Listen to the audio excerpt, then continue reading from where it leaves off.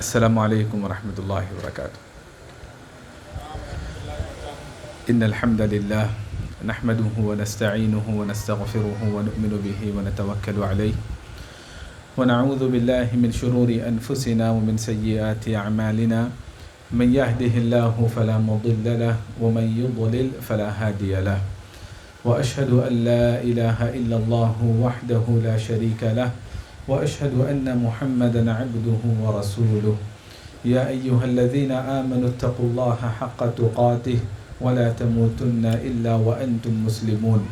يا أيها الناس اتقوا ربكم الذي خلقكم من نفس واحدة وخلق منها زوجها وبث منهما رجالا كثيرا ونساء واتقوا الله الذي تساءلون به والأرحام إن الله كان عليكم رقيبا. يا أيها الذين آمنوا اتقوا الله وقولوا قولا سديدا يصلح لكم أعمالكم ويغفر لكم ذنوبكم ومن يطع الله ورسوله فقد فاز فوزا عظيما. شہنشین پر رونق افروز معزز زعماء و علماء اور عزیز رفقاء و شرکاء، ہم تمام کے لیے انتہائی فرحت و مسرت کی بات ہے، بالخصوص میرے لیے بڑی ہی سعادت کی بات ہے کہ ایک مشہور مسجد کی زیارت کرنے کا، وزٹ کرنے کا اللہ نے مجھے موقع دیا. میں اس موقع سے مسجد کے صدر صاحب جناب اسماعیل صاحب کا اور دیگر احباب کا دل کی گہرائیوں سے شکر گزار ہوں کہ ان کی محبتوں نے الحمدللہ سارے ذمہ داران کو باندھ کر رکھا اور بہت سارے پروگرام اور مصروفیتوں کو چھوڑ کر آپ کی خدمت میں آنے پر مجبور کیا. میں اللہ تبارک و تعالیٰ سے دعا گو ہوں کہ اللہ تعالیٰ سارے ذمہ داران کی ان کوششوں کو، کاوشوں کو آخرت کا سب سے بہترین ذخیرہ بنائے اور انہیں شرف قبول سے نوازے. معزز حاضرین، ابھی آپ قابل و فاضل، لائق و فائق، ہر دل عزیز شخصیت فضیلت الشیخ عبدالحسیب عمری مدنی حفظہ اللہ کو سماعت کر رہے تھے. ضابطے کی تکمیل کے لیے انشاءاللہ کچھ باتیں میں آپ کے گوشے گزار کرنا چاہوں گا. 3 موضوعات انشاءاللہ میری اس گفتگو میں زیر بحث رہیں گے. سب سے پہلے آپ اور ہم جس جگہ جمع ہیں، مسجد کی زمین پر جو زیر تعمیر ہوئی چاہتی ہے انشاءاللہ، شریعت نے کس نقطہ نظر سے اس عبادت گاہ کو دیکھا اور اس کی اہمیت اور افادیت بتائی، اس کی فضیلت کو اجاگر کیا. اور پھر دوسرا موضوع رہے گا ہماری جمعیت کا امتیازی موضوع کیا ہے، امتیازی خصوصیت کیا ہے جمعیت اہل حدیث کی، وہ کون سا فریضہ ہے جو ہم ذمہ داران کو بھی ادا کرنا ہے اور تمام ارکان جمعیت کو بھی ادا کرنا ہے. تیسرا موضوع میں کوشش کروں گا کہ ہم انسانوں کو، ہم مسلمانوں کو، ہم اہل حدیثوں کو، ہم سلفیوں کو کون سے آداب و اخلاق اختیار کرنے چاہیے. آج ہم بڑی بڑی باتیں کرتے ہیں اور بہت بڑی کوششیں کرتے ہیں، لیکن انسانیت جسے کہتے ہیں، مسلمانیت بہت بڑا لفظ ہے، سلفیت بہت بڑا لفظ ہے، انسانیت جسے کہتے ہیں، انسانیت کے آداب کو سیکھنے کی مجھ کو اور آپ کو اور بقیہ ذمہ داران کو کبھی ضرورت محسوس ہوتی ہے. سب سے پہلی بات یہ جاننی چاہیے کہ اسلامی نقطہ نظر سے دین اسلام نے مساجد کو بڑی اہمیت دی ہے. مساجد کے لیے کوشش کرنا، جستجو کرنا، یہ ہمارے فرائض میں سے ایک اہم ترین فریضہ ہے، کیونکہ اسلامی تعلیمات ہمیں یہ بات بتاتی ہیں کہ مساجد شعائر اسلام کا ایک اہم ترین حصہ ہے.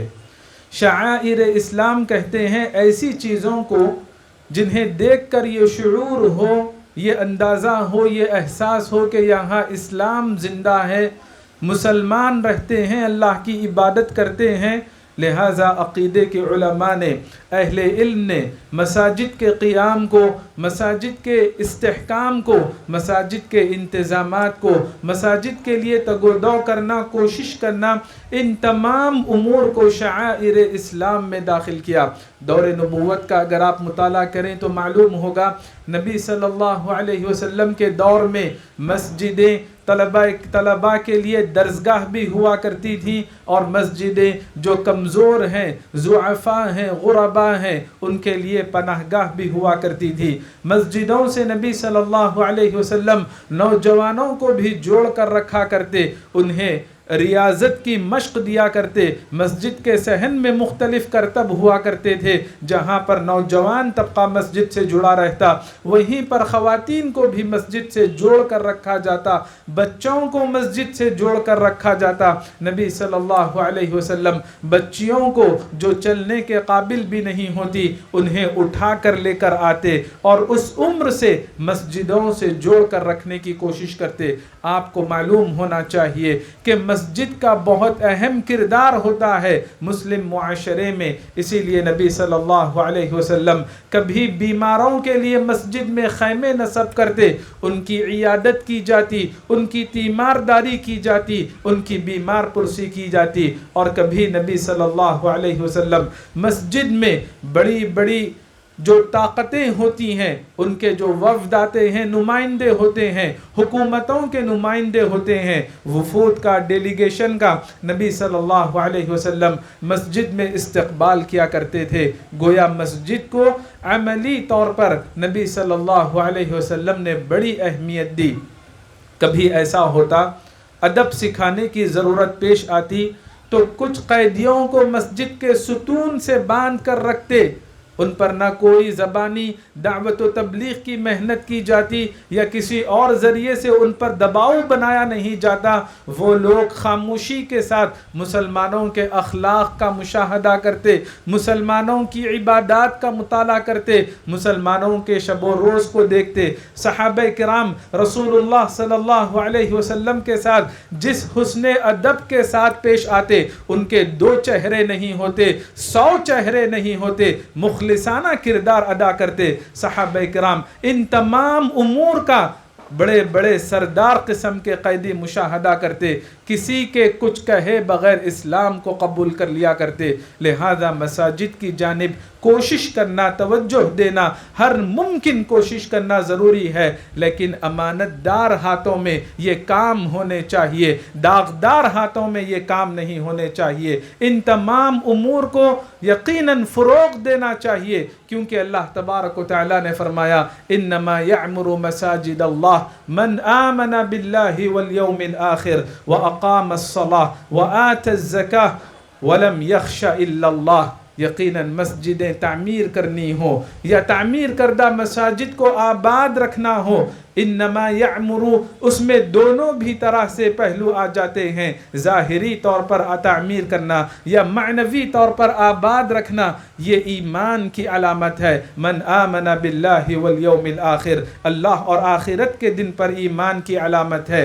دلی عبادتوں میں، قلبی عبادتوں میں اللہ تبارک و تعالیٰ نے خوف و خشیت کا تذکرہ کیا، لہذا جن کے دلوں میں اللہ کا خوف ہوگا وہی کامیاب انداز سے اللہ کی مسجدوں کو آباد رکھنے کی کوشش کریں گے۔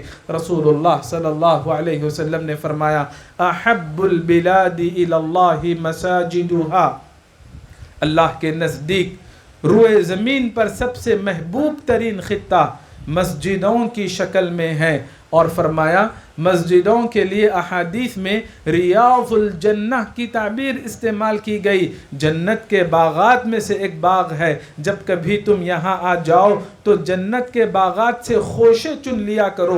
نبی صلی اللہ علیہ وسلم سے صحابہ کرام نے پوچھا اس کا مطلب کیا ہے، تو فرمایا سبحان اللہ، الحمدللہ، لا الہ الا اللہ، اللہ اکبر، ان جیسے اذکار کا اہتمام کرو۔ جب کبھی مسجد کے حدود میں داخل ہو ان کلمات کو دہرانا چاہیے۔ نبی صلی اللہ علیہ وسلم کی تعلیمات میں سے ایک اہم تعلیم ہے، مسلم معاشرے میں دین پر استقامت کے لیے، معاشرے کی ہدایت کے لیے یقیناً مساجد کے لیے کوششیں ہونی چاہیے۔ نبی صلی اللہ علیہ وسلم مکے سے جب مدینے کی جانب ہجرت کر کے تشریف لائے تو کوئی سیاسی محاذ نہیں چھیڑا، کوئی بیت المال مالی امور کی جانب توجہ نہیں دی، کوئی اور کام نہیں کیا، اقدام نہیں کیا۔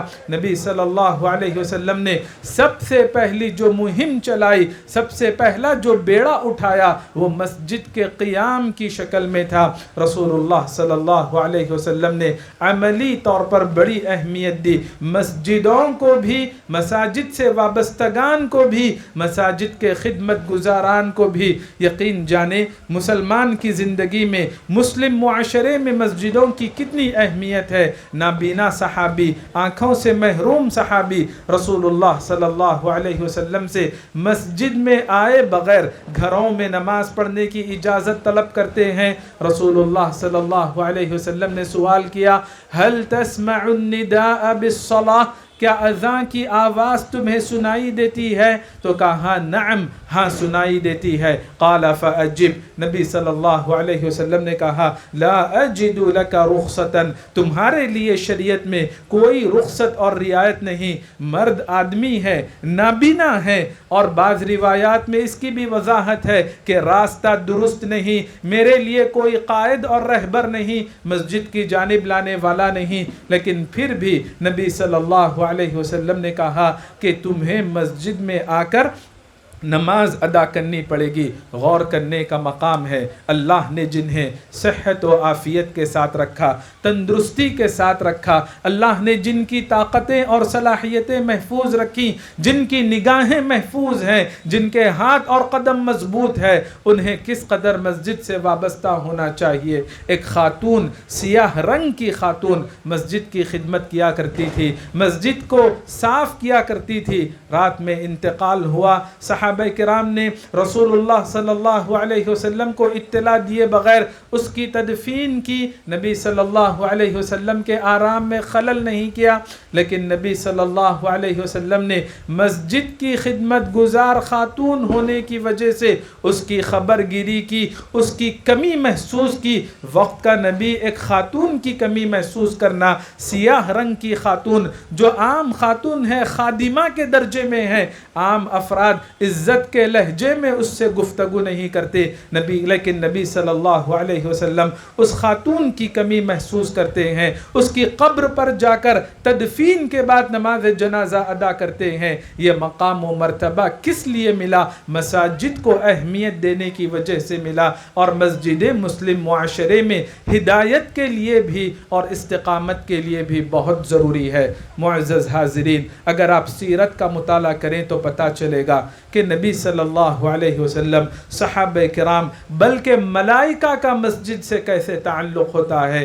آدمی جب دور دراز سفر سے آتا ہے، جنگ سے واپس ہوتا ہے، کئی مہینے یا کئی ہفتے اور کئی دن اپنے گھر سے، اہل و عیال سے دور رہتا ہے، گھر جانے کی جلدی رہتی ہے، رشتہ داروں سے ملنے کی عجلت رہتی ہے، آرام کرنا چاہتا ہے، لیکن نبی صلی اللہ علیہ وسلم کا یہ اصول اور معمول ہوا کرتا، کان اذا رجع من سفر، جب کبھی سفر سے گھر واپس ہوتے، بدأ بالمسجد، اپنے حجرے میں داخل نہیں ہوتے، مسجد میں آتے، 2 رکعات نماز ادا کرتے، لوگوں کے لیے کچھ دیر بیٹھتے، اس کے بعد میں اپنے گھر کو جاتے۔ صحابہ کرام، کننا نأکل و نشرب فی المسجد فی عہد رسول اللہ، ہم اللہ کے نبی صلی اللہ علیہ وسلم کے دور میں مسجدوں میں کھاتے تھے، مسجدوں میں تناول کیا کرتے تھے، یعنی مساجد سے بڑا گہرا تعلق تھا۔ ایک صحابی فرماتے ہیں،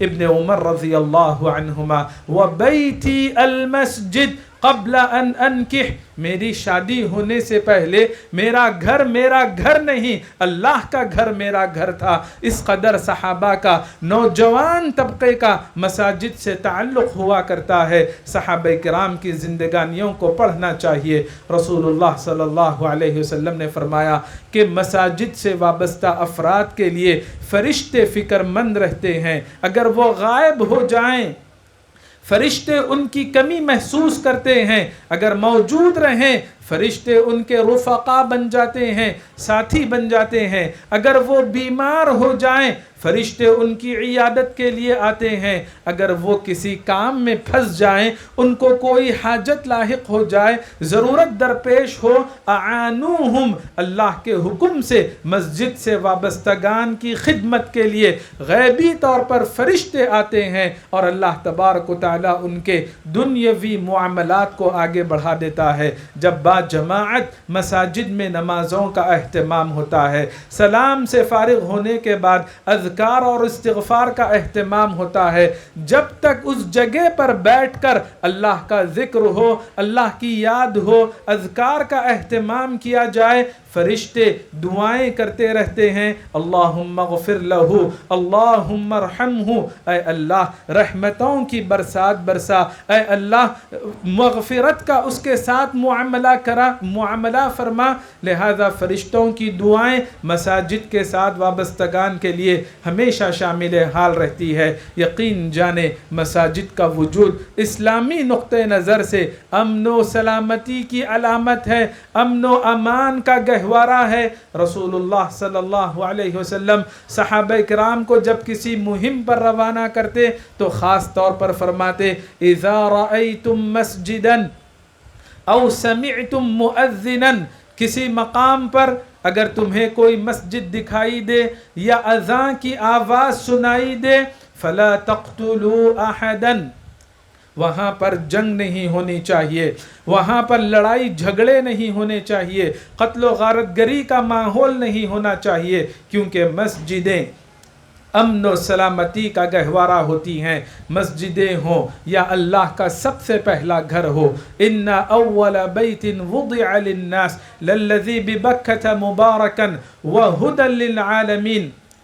اللہ تبارک و تعالیٰ نے اللہ کے پہلے گھر کے حوالے سے فرمایا من دخلہ کان آمنا، اللہ کے عام گھروں میں ہو یا اللہ کے سب سے پہلے گھر یعنی کعبۃ اللہ میں ہو، جو کوئی حدود حرم میں آ جائے گا، مسجد حرام میں داخل ہو جائے گا، کان آمنا، اس کو امان مل جائے گی، وہاں قتل و غارت گری کی کوئی بات نہیں ہوگی۔ اللہ کا پہلا گھر یا عام مسجدیں، یہاں سے انسانیت کو فروغ دیا جاتا ہے، یہاں سے امن و امان کی دعوت دی جاتی ہے، امن و امان کی تعلیم دی جاتی ہے۔ لہذا مساجد سے غلط فہمیوں کو دور کرنا چاہیے۔ مسلم معاشرے میں مسجد کا جو اہم کردار ہے اس کردار کو نمایاں کر کے بیان کرنے کی ضرورت ہے۔ یقین جانے عبادات کا دائرہ صرف صوم و صلات کی حد تک یا حج و زکوٰۃ کی حد تک محدود نہیں، بلکہ عبادت کا دائرہ بہت وسیع ہے۔ جب کبھی آپ اپنے گھروں سے نکلتے ہیں ایک حدیث سن لیں، آپ مسجد کو تشریف لائیں، عبادت کی نیت سے آئے ہیں، علم حاصل کرنے کی نیت سے آئے ہیں، علماء کرام کے خطابات کو سننے کے لیے آئے ہیں۔ رسول اللہ صلی اللہ علیہ وسلم نے فرمایا جو کوئی اپنے گھر سے نکل کر مسجد کی جانب آتا ہے لا یرید الا ان یتعلم خیرا او یعلمہ یا یعلمہ، آنے کا مقصد مسجد آنے کا مقصد علم حاصل کرنا ہے۔ بڑے افسوس کا مقام ہے آج مساجد جنگ کا اکھاڑا بنی ہوئی ہے، سیاست کی آماج گاہ بنی ہوئی ہے، لٹیروں کا اس پر قبضہ ہے، پتہ نہیں کیسے کیسے جرائم ہے۔ مسجدیں ذہنی سکون کی جگہ ہونی چاہیے تھی، رحمتوں کے برسات کی جگہ ہونی چاہیے تھی، اخلاص و للہیت کا پیغام لینے کی جگہ ہونی چاہیے تھی، علم حاصل کرنے اور علم کو عام کرنے کی جگہ ہونی چاہیے تھی۔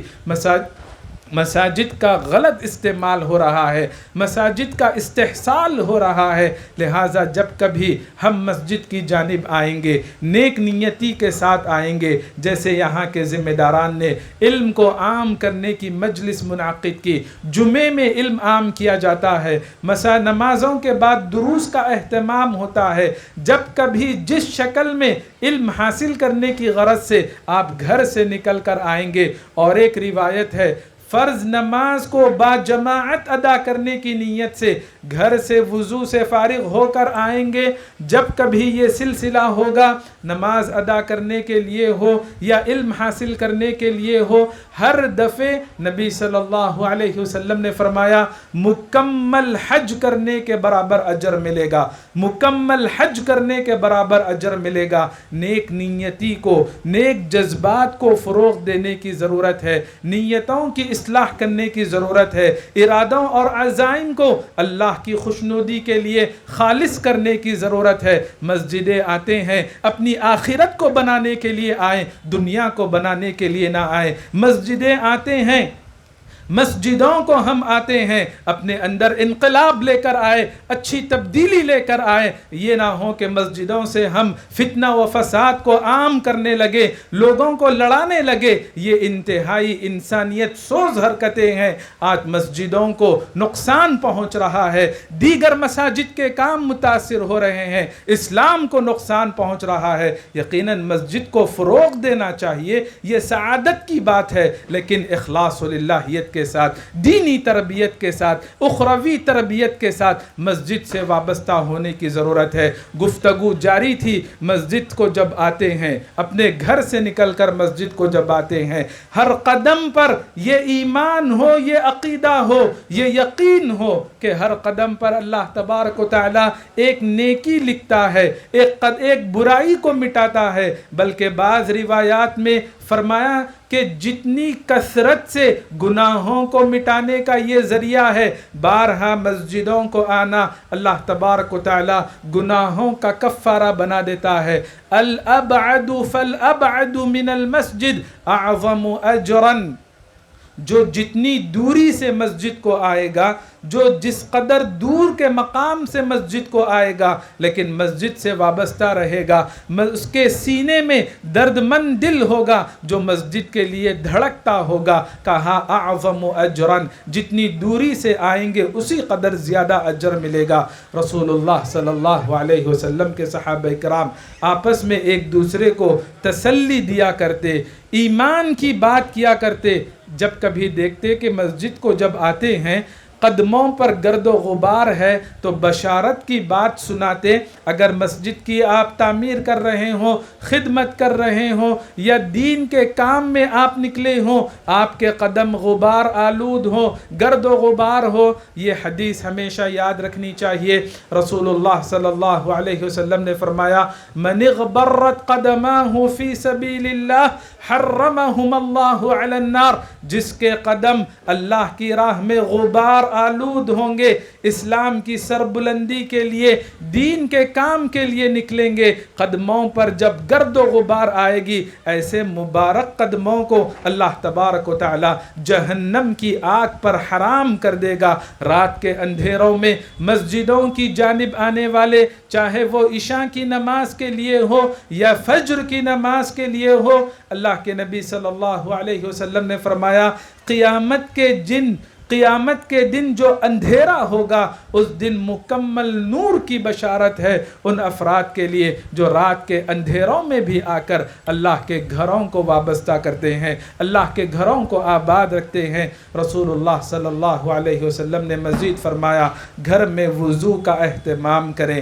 اللہ کے گھروں کی جانب رخ کرنے لگیں تو وہ اللہ کا مہمان ہو جاتا ہے. اور جسے یہ رتبہ مل جائے اللہ کا مہمان وہ کہلانے لگے زائر اللہ، تو اللہ تبارک و تعالی اپنے مہمان کو کبھی رسوا نہیں ہونے دے گا، اللہ تبارک و تعالی اس کو بچا لے گا. لہذا ان تمام فضائل کو یاد رکھنا چاہیے اور مسجدوں کو آباد رکھنے کی ہر ممکن کوشش کرنی چاہیے.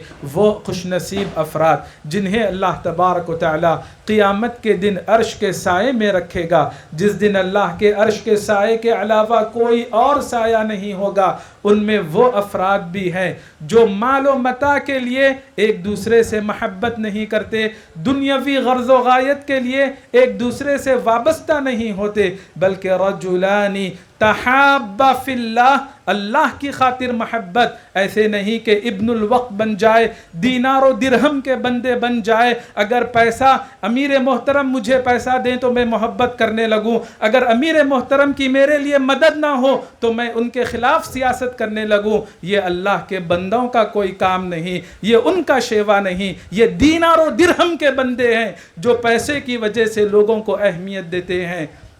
نبی صلی اللہ علیہ وسلم نے فرمایا تحابا فی اللہ، محبت ہوگی تو اللہ کی خاطر ہوگی۔ اجتمع علیہ وتفرق علیہ، ملیں گے تو بھی اللہ کی رضا کے لیے ملیں گے۔ دوری اختیار کرنے کی ضرورت پیش آ جائے، کنارہ کشی اختیار کرنے کی ضرورت پیش آ جائے، حدود برقرار کرنے کی ضرورت پیش آ جائے تو وہ بھی نفسانی حظوظ کے لیے نہیں، اس لیے نہیں کہ مجھے مال و متاع نہیں ملا، آپ کے ذریعے مجھے مدد نہیں ملی، اس لیے نہیں، بلکہ دوری بھی ہوگی تو اللہ کی رضا کے لیے ہوگی، نزدیکی اور قربت ہوگی، محبت و الفت ہوگی، عداوت اور کراہت ہوگی، سارے جتنے بھی معیار ہوں گے، پیمانے ہوں گے، وہ صرف اور صرف اللہ کے لیے ہوں گے۔ یہ ظرف اللہ اگر کسی کو دے، کم ظرفی سے بچا لے، یہ ظرف اللہ کسی کو دے تو یقین جانے وہ خوش نصیب افراد میں شمار ہوگا جنہیں اللہ تبارک و تعالی قیامت کے دن عرش کا سایہ نصیب کرے گا۔ اور دوسرا وہ آدمی، انتظامی کمیٹی کے ذمہ داران سے جب ملاقات ہوئی، چاہے یہاں کے صدر صاحب ہو، اسماعیل صاحب ہو یا دیگر نوجوان ہو، ان سے ملنے کے بعد بارہا یہ حدیث یاد آتی ہے، رجل قلبه معلق بالمساجد، وہ آدمی جس کا دل مسجدوں سے جڑا رہتا ہے، جس کے سینے میں مسجدوں کے لیے دھڑکنے والا دل ہوتا ہے، فکر مند رہتا ہے، وہ لوگ سنجیدگی کے ساتھ کوشش کرتے ہیں، اللہ کو راضی کرنے کے لیے کسی اور چیز پر ان کی نظر نہیں ہوتی۔ لہٰذا یہ عظیم کام ہے، یہ دو دھاری تلوار ہے، اس سے ہم اپنی آخرت بھی بنا سکتے ہیں، اور اگر کوئی اور راستہ اختیار کریں گے وقتی طور پر کچھ دنیا بن سکتی ہے لیکن آخرت بگڑ جائے گی۔ اگر کوئی آدمی صبح کے وقت مسجد کی جانب آتا ہے، شام کے وقت مسجد کی جانب آتا ہے، تو ہر صبح و شام اللہ تبارک و تعالی جنت میں اس کی ضیافت کا اہتمام کرتا ہے۔ تو جب افراد مسجد کی جانب آنے لگے، عام مصلیوں کے لیے یہ اہتمام ہو، مسجد کے لیے فکر کرنے والے، مسجد کی خدمت کرنے والے، مسجد کے انتظامی امور کو سنبھالنے والے، ان کے لیے کتنا بڑا اعزاز ہوگا، ان کے لیے کتنی بڑی خوبی کی بات ہوگی، فضیلت اور بشارت کی بات ہوگی۔ معزز حاضرین، یقیناً یہ نیکی کی بات ہے، توفیق کی بات ہے، لیکن ضرورت اس بات کی ہے کہ ہم دینی امور کو سیاسی نظر سے نہ دیکھیں، دنیاوی مفادات کے اعتبار سے نہ دیکھیں، دینی امور کو دینی اعتبار سے دیکھیں، شریعت کے اعتبار سے دیکھیں، اپنے ذمہ داران اور علماء کو اہمیت دیں، ذمہ داران اور علماء کو رکھتے ہوئے غنڈہ گردی ہرگز نہ کریں، اطاعت کریں، شریعت کے دائرے میں اطاعت کریں، معروف کاموں میں، نیکی کے کاموں میں اطاعت کریں۔ دیکھیں اخلاص و للہیت کی برکت کیسے ہوگی، کاموں میں برکت ہوگی، اپنی جو دینی خدمات ہیں ان دینی خدمات میں اللہ تبارک و تعالی مقبولیت پیدا کرے گا، تاثیر پیدا کرے گا۔ ورنہ اگر میں ہمارے امیر کو برائے نام بنا کر رکھوں اور امیر کو امیر کا درجہ نہ دوں، یقین جانے یہ مناسب بات نہیں۔ شرعی احکام میں اللہ اور اس کے رسول کی اطاعت کے دائرے میں علماء اور ذمہ داران کی بات ماننی چاہیے، اطاعت کرنی چاہیے، ان کو ان کا درجہ دینا چاہیے۔ ربر اسٹیمپ بنا کر رکھنا یہ امانت نہیں بلکہ خیانت ہے۔ ان تمام امور کا ہم کو خیال رکھنا چاہیے۔ معزز حاضرین، ہم اور آپ جس جمعیت سے وابستہ ہیں وہ جمعیت اہل حدیث ہے۔ اس جمعیت کی بہت ساری امتیازی خصوصیات ہیں۔ سب سے اولین خصوصیت یہ ہے کہ ہم اللہ کی توحید کا کام کرتے رہیں، نبی صلی اللہ علیہ وسلم کی سنتوں کو فروغ دیتے رہیں اور صحابہ کرام کے منہج کو اختیار کریں۔ ہماری یہ جماعت غنڈوں کی جماعت نہیں، جاہلوں کی جماعت نہیں، یہ جماعت اہل علم کی جماعت ہے، تقوی شعار پرہیزگار لوگوں کی جماعت ہے اور علماء اور محدثین کی جماعت ہے۔ لیکن افسوس کی بات ہے کہ کہ آج ہمارے معاملات کو دیکھ کر اوروں سے پہلے ہم کو شرم آتی ہے، اوروں سے پہلے ہم تار تار ہو جاتے ہیں. ضرورت اس بات کی ہے کہ ہم اپنی اصلاح کریں، اپنے مقاصد کو سمجھنے کی کوشش کریں. آج بہت سارے کام کیے جاتے ہیں، ریاکاری کی جاتی ہے، تصویر کشی کی جاتی ہے.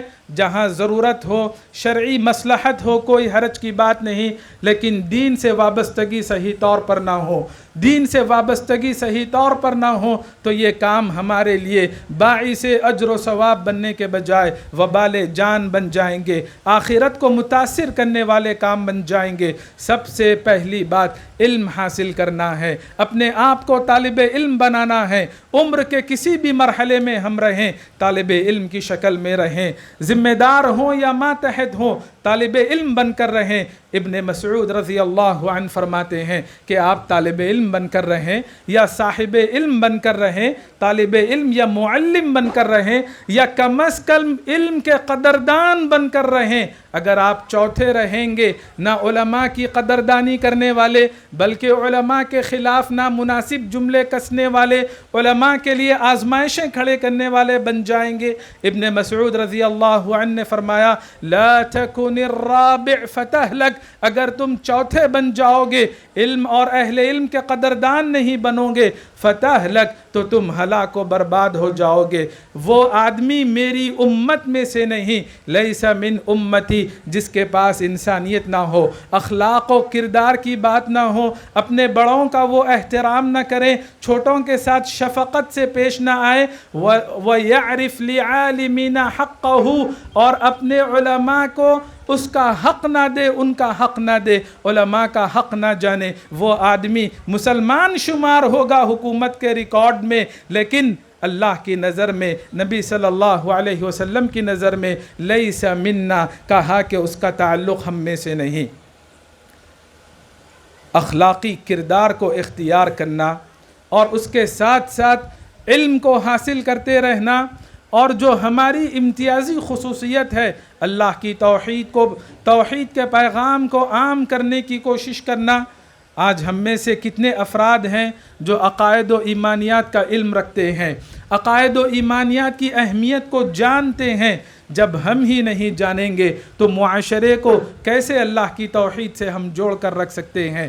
اللہ کی توحید ہم تمام کے لیے ضروری ہے. اس دنیا میں آنے سے پہلے، عالم وجود میں آنے سے پہلے، عالم ارواح میں جب ہم روحوں کی شکل میں تھے، اللہ تبارک و تعالیٰ نے ہم سے توحید کا عہد و پیمان لیا. جب ہم اس دنیا میں آئے تو ہماری فطرت توحید پر ہوئی، اللہ نے ہماری فطرت توحید والی فطرت بنائی. وجود ملا تو اللہ کی توحید کے لیے ملا. اللہ تبارک و تعالیٰ نے جنات اور انسانوں کے حوالے سے یہ بات بتائی، بلکہ سورہ بنی اسرائیل کی آیات کا آپ مطالعہ کریں، پتہ چلے گا کہ صرف جنات اور انسان نہیں بلکہ ہر مخلوق کو اللہ نے اللہ کی توحید کے لیے پیدا کیا. انبیاء علیہم السلام اس دنیا میں آتے گئے، انبیاء کا سلسلہ جاری رہا، آخری نبی آئے، تمام کے تمام انبیاء کو اللہ نے اللہ کی توحید کے لیے بھیجا. انبیاء کی تعلیمات میں سب سے پہلی تعلیم اللہ تبارک و تعالیٰ کی توحید کی تعلیم رہی. جتنی آسمانی کتابیں نازل کی گئیں، وحی جب کبھی نازل ہوتی، نبی صلی اللہ علیہ وسلم کو قرآن دیا گیا، سابقہ انبیاء کو صحف دیے گئے، مختلف انبیاء کو مختلف آسمانی کتابیں دی گئیں. ان تمام میں اللہ تبارک و تعالیٰ نے سب سے پہلی جو تعلیم بتائی وہ اللہ تبارک و تعالیٰ کی توحید کی شکل میں ہے. امام ابن قیم رحمۃ اللہ علیہ فرماتے ہیں قرآن مجید کی ہر آیت توحید سے وابستہ ہے. جزاک اللہ خیر. قرآن مجید کی ہر آیت توحید سے وابستہ ہے. جو افراد اللہ کی توحید کو اختیار کر چکے ان کے لیے جنت ملنے والی ہے. جو اللہ کی توحید سے محروم ہیں وہ جہنم رسید ہونے والے ہیں. سابقہ قوموں میں جنہوں نے توحید کو اختیار کیا ان کا انجام کیسے رہا، اور جو توحید سے محروم رہے ان کا معاملہ کیسے رہا. ہر آیت کا تعلق امام ابن قیم رحمۃ اللہ علیہ نے فرمایا کہ اللہ کی توحید سے ہے. انبیاء علیہم السلام اور صحابہ کرام نے جو قربانیاں دیں، جو مشقتیں اٹھائیں، وہ اللہ کی توحید کو اختیار کرنے کی وجہ سے، اللہ کی توحید کی دعوت دینے کی وجہ سے تھی. لہٰذا یہ جذبات ہمیشہ تازہ رکھنے کی ضرورت ہے، اپنے عزائم کو جلا بخشنے کی ضرورت ہے، اور فرض منصبی سے غفلت نہیں برتنا چاہیے. رسول اللہ صلی اللہ علیہ وسلم جب کبھی بیعت لیتے تو سب سے پہلی بیعت اللہ کی توحید کے لیے لی جاتی. جو فرائض اور احکام بیان کیے جاتے، فَلْيَكُنْ أَوَّلَ مَا تَدْعُوهُمْ إِلَيْهِ أَن يُوَحِّدُوا اللَّهَ تَعَالَى. سب سے پہلی دعوت جو دی جائے گی وہ اللہ کی توحید کی دعوت دی جائے گی. مختلف احکام میں سب سے پہلا جو حکم دیا جائے گا وہ اللہ کی توحید کا حکم ہوگا. اسلام کے ارکان میں جو سب سے پہلا رکن ہے وہ اللہ کی توحید پر مشتمل، توحید اور رسالت پر مشتمل رکن ہے. ہماری جتنی عبادتیں ہیں، نماز کی عبادت ہو، صدقات و خیرات کی عبادت ہو، روزے کی عبادت ہو، تمام عبادات کی قبولیت کا دار و مدار اللہ تبارک و تعالیٰ نے توحید پر رکھا ہے. توحید و ایمان ہوگی تو اعمال درست ہوں گے، اعمال قبول ہوں گے، اعمال پر اجر و ثواب ملے گا. اگر توحید و ایمان نہ ہو تو ایسی صورت میں اللہ نے ایمان کو ایمان لانے کا حکم دیا. مسلم معاشرے کو بھی عقائد و ایمانیات کی ضرورت ہے. آپ غور کریں، مسلم معاشرے میں اذان دی جاتی ہے، اذان دینے والا مسلمان، اذان کے ذریعے جن کو بلایا جاتا ہے وہ مسلمان، اور اس میں 2 دفعے، ایک سے زائد دفعے اشہد ان لا الہ الا اللہ. پھر اذان کا اختتام جب ہوتا ہے تو لا الہ الا اللہ کے کلمات کے ذریعے ہوتا ہے. صبح و شام کے اذکار آپ دیکھیں، مختلف دعاؤں پر آپ غور کریں. لا الہ الا اللہ، اللہ کی توحید کا بارہا درس دیا گیا. زندگی کے مختلف گوشوں میں اللہ تبارک و تعالیٰ نے اہل ایمان کے لیے توحید کو اہم بتایا ہے. لہٰذا عالم ارواح میں بھی توحید ہمارے لیے ضروری تھی، عالم وجود میں بھی توحید ہمارے لیے ضروری ہے. جب ہم اس دنیا سے رخصت ہوں گے، عالم برزخ میں جانے لگیں گے، تو آخری جو فریضہ ہوگا، آخری جو واجب ہوگا ہمارے لیے یا ہمارے ساتھ جو اقربا رہتے ہیں ان پر جو آخری واجب ہوگا وہ لا الہ الا اللہ کی تلقین کرنا ہوگا. لہٰذا عقید توحید کو اہمیت دیں، اس سے کبھی غفلت نہ برتیں، اس موضوع کو آپ کم تر موضوع نہ جانیں. اسلام کی بنیادی خصوصیت ہے اور ہمارے فرائض میں، ہماری ترتیبات میں یہ سب سے اول درجے پر حاصل ہے. توحید کے ساتھ عقائد و ایمانیات کی تعلیم دینی چاہیے، سنت و سیرت کو فروغ دینا چاہیے. دین فہمی کے لیے، دین پر عمل آوری کے لیے، دین کی تبلیغ کے لیے، ان تینوں کاموں میں صحابہ کرام کے منہج کو اختیار کرنا، سلف صالحین کی فہم کو اختیار کرنا انتہائی ضروری ہے. یہ بھی ایک اہم ترین فریضہ ہے. معزز حاضرین، اختتام پر میں کچھ باتوں کو طول دینا چاہتا ہوں. فضیلت الشیخ عبدالحسیب عمری مدنی حفظہ اللہ نے نصیحت کی کہ مسلم معاشرے میں اتحاد و اتفاق ہونا چاہیے، محبت و الفت ہونی چاہیے، خیر کے کاموں میں تعاون ہونا چاہیے، ایک دوسرے سے جڑ کر رہیں. یقیناً یہ تعلیمات نبی صلی اللہ علیہ وسلم کی اہم ترین تعلیمات ہے. لا تقاطعوا، فرمایا کہ تم کٹ کر مت رہو. لا تباغضوا، ایک دوسرے سے بغض و عداوت، نفرت و کراہت مت کرو. ولا تدابروا، کسی مومن بھائی کو دیکھ کر پیٹھ پھیر لینا، منہ موڑ لینا، راستہ تبدیل کر دینا، یہ مناسب بات نہیں. ولا تحاسدوا، اللہ نے کسی کو نعمت دی ہے، برکت کی دعا کیجئے، اللہ آپ کو برکت دے، فرشتے آپ کے لیے دعا کریں گے، لیکن حسد کے شکار ہو جائیں گے کہ جو نعمت اللہ نے فلاں کو دی وہ نعمت اس سے چھن جائے، ختم ہو جائے، تو یہ حسد ہے جس سے منع کیا. کونوا عباد اللہ اخوانا، ہم اپنی حیثیت جانیں، اپنی اوقات جانیں، اللہ کے بندے ہیں، اللہ کے بندے بن کر رہیں، خدائی کا دعویٰ نہ کریں، ایک دوسرے کے لیے ایمانی اخوت کی فضا ہموار کرنے کی کوشش کریں۔ لا یحل لمسلم ان یہجر اخاہ فوق ثلاث، کسی مسلمان کے لیے حلال نہیں، یعنی سختی کے ساتھ حرام ہے۔ لا یحل حلال نہیں یعنی سختی کے ساتھ حرام ہے کہ اپنے بھائی کے ساتھ، مومن بھائی کے ساتھ قطع تعلق رکھے، تعلقات کو متاثر رکھے۔ 3 دن سے زیادہ کی شریعت نے رخصت نہیں دی، حدیث میں اضافہ کیا گیا۔ یقیناً حدیث ہمارے معاشرے کی منظر کشی کرتی ہے۔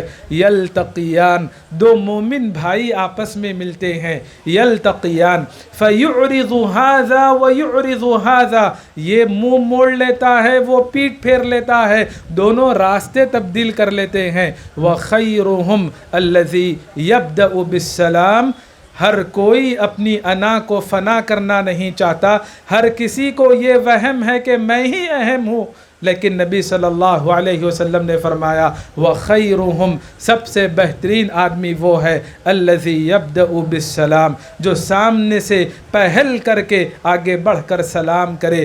آگے بڑھ کر سلام کرنے والا وہ کم درجے کا آدمی نہیں، بلکہ الَّذِي يَبْدَأُ بِالسَّلام يَسْبِقُ إِلَى الْجَنَّةِ، جو آگے بڑھ کر سلام کرتا ہے حالات کو بہتر کرنے کے لیے، تعلقات کو خوشگوار بنانے کے لیے، رشتوں کو جوڑنے کے لیے، ایمانی رشتوں کو جوڑنے کے لیے۔ جو پہل کرتا ہے وہ جنت میں بھی پہلے داخل ہوگا، جو تنگ نظری اور کم ظرفی کا شکار ہوگا وہ بعد والی ترتیبات میں رہے گا۔ جنت کا اگر وہ مستحق ہو تو لہٰذا پہل کرنی چاہیے تاکہ ہم رب کی جنت کو سب سے پہلے سبقت کرتے ہوئے حاصل کر سکیں۔ نبی صلی اللہ علیہ وسلم نے مومن کو مومن کا بھائی بتایا۔ ایمانی بھائی ہونے کا تقاضا یہ ہے کہ لا یکذبہ، غلط بیانی سے کام نہ لے۔ آج جھوٹ بولنا، مکاری کرنا، توڑ جوڑ کی سیاست چلنا یہ صلاحیت اور ہنر سمجھا جاتا ہے، سلیقہ مندی اور کمال سمجھا جاتا ہے، لیکن ایمان باقی نہیں رہتا، انسانیت باقی نہیں رہتی، مسلمانیت باقی نہیں رہتی۔ آپ مسلمان ہیں، ہم مسلمان ہیں، یہ یقین رکھیں، اس چیز کو ذہن نشین رکھیں۔ اسلام کا تقاضا یہ ہے لا یکذبہ، غلط بیانی سے کام نہ لے، جھوٹ سے کام نہ لے، ولا یخذلہ، اس کے غیاب میں رسوا نہ کرے، بے یار و مددگار نہ چھوڑے، ولا یخونہ، خیانت سے کام نہ لے، نہ مالی خیانت کریں، نہ عزت و آبرو کے معاملے میں خیانت کریں، نہ عہدے اور مناصب کے بارے میں خیانت کرے، کسی بھی اعتبار سے خیانت نہ کرے، بلکہ نبی صلی اللہ علیہ وسلم نے فرمایا ایک مسلمان کی جان، ایک مسلمان کا مال، ایک مسلمان کی عزت و آبرو دوسرے مسلمان کے لیے حرام ہے۔ اگر کوئی مسلمان کسی دوسرے مسلمان کو حقارت کی نظروں سے دیکھتا ہے، گری ہوئی نظروں سے دیکھتا ہے، تحقیر والا لب و لہجہ اور سلوک اختیار کرتا ہے، کفا بحسب امرئ من الشر، وہ آدمی اللہ کی نظر میں بدترین آدمی ہے۔ دین اسلام نے کتنی پیاری مثالیں بیان فرمائی۔ ایمانی معاشرے کو تشکیل دینے کے لیے، خوشگوار ماحول بنانے کے لیے کہا مومن مومن کا آئینہ ہے۔ المؤمن مرآۃ المؤمن، کیا مطلب مومن مومن کا آئینہ ہے؟ ہم نے بچپن سے یہ احادیث پڑھی ہوں گی، ہمارے بچوں کو بھی یہ احادیث پڑھائی جاتی ہیں۔ مومن مومن کا آئینہ ہے۔ غور کرنے کا مقام ہے کہ آئینے کی نظر صرف خامی پر نہیں ہوتی، خوبی پر بھی ہوتی ہے۔ آئینہ خوبی بھی دکھاتا ہے، خامی بھی دکھاتا ہے۔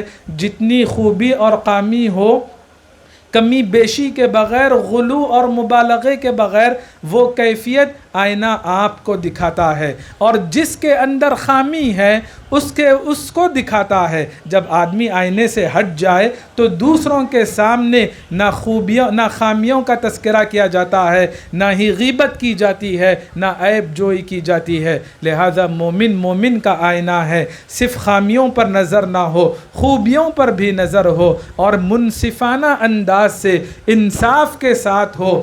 चापलूसी का मिजाज ना हो, ना जुल्म और ज़्यादती का माहौल बन जाए, फितरत बन जाए, मुनसिफाना किरदार हम अदा करें और जो भी मुआमलात हो वो साहिब मुआमला के साथ होनी चाहिए। नबी सल्लल्लाहु अलैहि वसल्लम ने कहा मोमिन मोमिन का भाई है। ये अल्फाज पर गौर करें, कितनी रिवायात में, कितनी आयात में एक मोमिन को मोमिन का भाई बताया गया।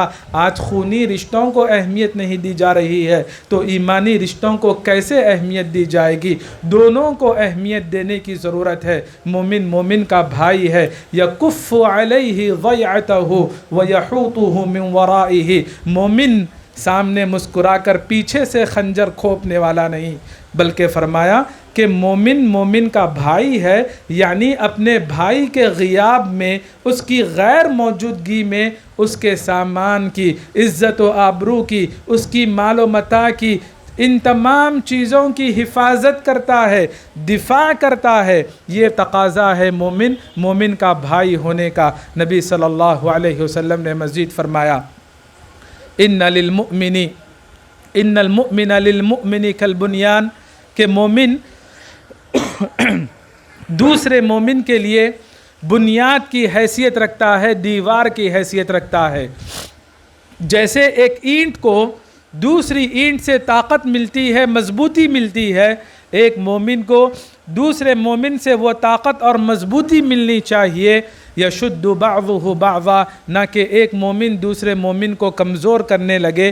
किसी भी एतबार से कमज़ोर करना ये ईमान का तकाज़ा नहीं है। अल्लाह तबारक व तआला ने ईमानी रिश्तों की मजबूती के बारे में फरमाया बुनियानुम मरसूस, सीसा पिघलाई हुई दीवार के मानिंद, सीसा पिघलाई हुई दीवार के मानिंद ये ईमानी रिश्ते मजबूत रहते हैं। इन्नमल मुमिनूना इख्वा, अहले ईमान आपस में एक दूसरे के लिए भाई हैं। फरमाया वल मुमिनूना वल मुमिनात बाज़ुहुम औलियाउ बाज़, मर्द हो या औरतें, अहले ईमान आपस में एक दूसरे के लिए जिगरी दोस्त साबित होते हैं।